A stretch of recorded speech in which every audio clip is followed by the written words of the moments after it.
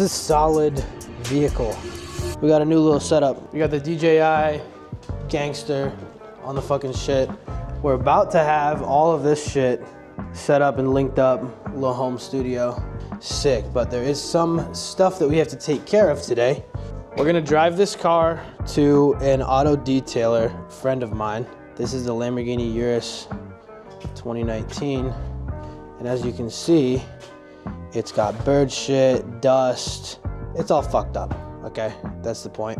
And then Tuesday, we're actually flying to Montana, where we're gonna be having some fun with a guy down there who wants to get into vape vending, and he owns a urinal advertising company. So they put advertisements, like pretend this wall, like the pisser's right there. So right here would be like an ad that's just in your face. And so he has like every single bar in Montana apparently. So essentially he already has all the connections with the bar owners, which makes it very easy for him to get into vape vending. He also is interested in doing vape vending advertising on the screens, because as you didn't know, you can also run advertisements on your vape vending machine screens, which people have been trying a long time to crack some programmatic, connect it to this, connect it to that, basically get ads ran for you for free without having to actually sell the ads. But this guy for a living sells ads. So it's a little bit different, right? I'm gonna go there, I'm flying there with my friend. We're gonna see if we wanna partner on Montana with him, help him out on the operations, maybe go halvesies on the machines. In the meantime, we got some errands to run, so I'll see you guys later. But no, I wanted to show you guys some numbers. This is a casino. And I usually don't flex the casino numbers because I don't want to give people the idea that they can just go land a casino. Not everybody can just go land a casino, okay? But I will show you what a casino can do if you're selling cigarettes. So in the month of January, this one vape machine did $6,000. Last year it did $84,000. So one vending machine is like making almost a six-figure salary. But yeah, so a casino can actually do like $6,000 a month. And that's not even our best casino. Our best casino does $10,000 a month. But remember guys, that's cigarette sales. Like casinos are not gonna print money with vapes. Unless you're in Vegas, they're just not gonna print that much money with vape. You're gonna be looking at a lot of cigarette sales, which is fine, but there's too much volume. You have to refill it all the time. There's not as much margin on the cigarettes. Now, I'm not saying not to sell cigarettes. I used to say don't sell cigarettes in your vape vending machines. I've completely flip-flopped on that idea because what I ended up doing was I started buying cigarettes. I started putting them in the machines that are slower, that have an older demographic, and I started charging, 15 bucks a pack. You get the pack for $9, you make $6, and then you just tell the bar owners, you say, hey, I don't make shit on these cigarettes. I can't pay you on the cigarettes. I'm only gonna pay you on the vapes and the nicotine pouches. Usually they're okay with it because they understand it's fucking business. That alone has garnered me like probably, I don't know, $5,000 more in profit. I just total random fucking guess. But my total revenue went up because the old people do not vape. So if you have an old person bar, you have to meet them where they're at and give them cigarettes, which is fine, right? I used to be against it. I'm no longer against it. Cigarettes are totally fine. All right, so I'm on the road here on the way to a dealership. I'm gonna call my boy Chef Boy OG. He's been in the field, locking in some locations, and we're just having a little follow-up call about all of the good stuff that he's got going on, give him some advice in some areas, and we're gonna give him a call. Yo, can you hear me, bro? Yeah, I can hear. Can you hear me? Yes, sir. How's it going? It's going good, man. The man, the myth, the legend, Micah Stanley on the line, live. How are you doing, man? How's your day going? I'm doing well. How about you? Awesome. I'm doing good. So I have probably more questions and things I wanted to talk about for the amount of time you have. So I've been running into a lot of locations that they're interested in the machine, but they don't want anything to do with vapes. Some of these places don't allow smoking in the venues. Like for instance, just within 2 casinos, I have 7 locations that I want to place. The bigger the owner, the deeper their pockets, the more stubborn they are, is what I've come to find. Basically, the ones that don't want vapes, right? Let's not even think about the casino. What if I have a place that doesn't want vapes, but the venue's like above average? So let me give you some data. So nicotine pouches are actually beating vapes in terms of volume and sales.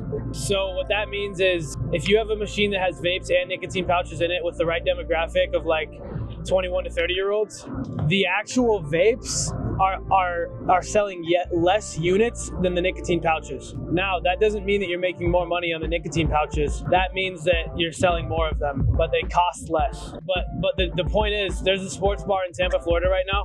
The owner said, I don't want anything to do with vapes. So the guy, his name's Calix. He's in the program. I told him, fuck the vapes, dude. Just do the nicotine pouches. He's doing nicotine pouches. He's doing morning recovery. He's doing honey packs. But right now, the machine's doing $100 a day in just nicotine pouch sales. If the location is good enough, you're still gonna make a lot of money on the nicotine pouches. Because further down the line, you might even be able to get the vapes in there once your relationship increases with the venues. Shout out to Chef Boy OG, man. That dude's gonna be mad successful. Mad successful. Got the bar over here. And to top it off, got the ancient cigarette machine. Very awesome spot, y'all. Come check it out. Yo, so that is my boy Perry. He's been in the mentorship program since December 3rd, and he already has 4 locations, and he just did that install today. He just sent that in the group chat. Check this out. Watch this. If somebody deliberately, I mean, yeah, you just close the door and it falls. But if somebody deliberately wanted to get one out, they could just bang on the machine, you know, and it would just fall out. So he's essentially asking, what's the best way to vend the Alps? The issue here is that his coil should be rotated to the bottom, not like this. It should be somewhere at least 3 o'clock, but typically we like to even do 6 o'clock. So his coil is just rotated completely wrong. So all he has to do is reach in the back there and push the button for the coil to come forward, and then you can just twist the coil and rotate it that way. But yeah, anyways, if you guys want to join the mentorship program, it doesn't matter where you are. We take people from everywhere. If you guys want to join and get direct access to me in a Telegram group chat, we got me, my brother, Ridge, who's another successful operator who started out in the program. You get a full course, you get a bunch of shit, you get discounts on equipment, ton of shit. If you're interested in that, the first link in the bio below, you can book a call after you watch a short video, and you can talk to someone on my team, see if you're a good fit. All right, ladies and gentlemen, we've got some work to do. Basically, I've been having these people plow my driveway, and they just fucking push it all right there. So I haven't had the Lamborghini out in a long ass time. So first thing first, we got to move the Tesla. This Tesla was my first ever dream car. And then as soon as I got the Tesla, my next dream car became the Urus.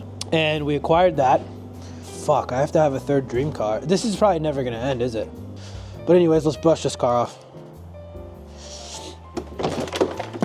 Holy shit.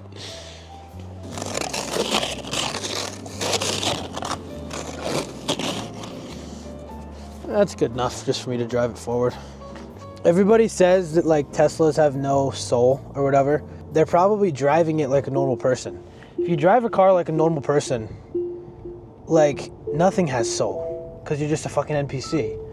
But if you drive a car like me, every car has personality, especially a Tesla. It's a solid vehicle. But yeah, that's all we were doing, just moving it. But yeah, the Lamborghini key, underwhelming, I would say. Pretty underwhelming. I think this is just the base key or whatever. There's really nothing that cool about it. The one thing that's cool, I guess, is that this little piece comes out, and then it's an actual key, right? So if your key fob dies, you can still operate the vehicle.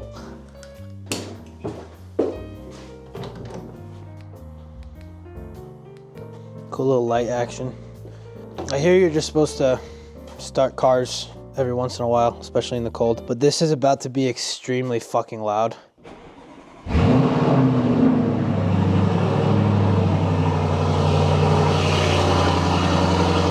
Yeah, it's a shame. I haven't been able to drive this car in a long time, but it looks like it's all still fired up. So let's get behind the wheel. But yeah, let's hop in. Yeah. And we're basically just gonna back up as far as we can into the snow. Yo, I accidentally backed up a little too far into the snow. We filled the exhaust. All right, let's move it back in. I just want to go drive it right now, but I can't. Let's put it in park. There's a button right here. Boom. and then you pull this up. That's your parking brake. It's time. It's time to get back to work. Working on a bunch of big fucking projects. A bunch of locations need machines. We gotta order the product. We gotta do so much shit. We have fucking way too much going on. Not enough time in the day. So this is a machine that quite literally only has nicotine pouches inside of it. This thing literally only has nicotine pouches in it. And last month, I think it got put in like halfway through the month. It made $524 in literally just nicotine pouch sales. Look at that. This dude bought, look at that card number. This dude bought shit for the whole gang, or he was like trying every single flavor. That is literally a machine that we put next to a vape machine, and we segregated vapes and Alps, and the Alp sales went up by like 50%. Turns out if you like brand a machine and you put it right next to the other machine and they're just like different machines, the sales go up. All I know is that nicotine pouches are on the fucking rise, so do not sleep on them. I know we all call it vape vending. It's a vape vending machine, but nicotine pouch vending is on the come up. But that is an Alp machine that's doing $500 a month by itself with literally only Alp inside of it, which is pretty fucking good.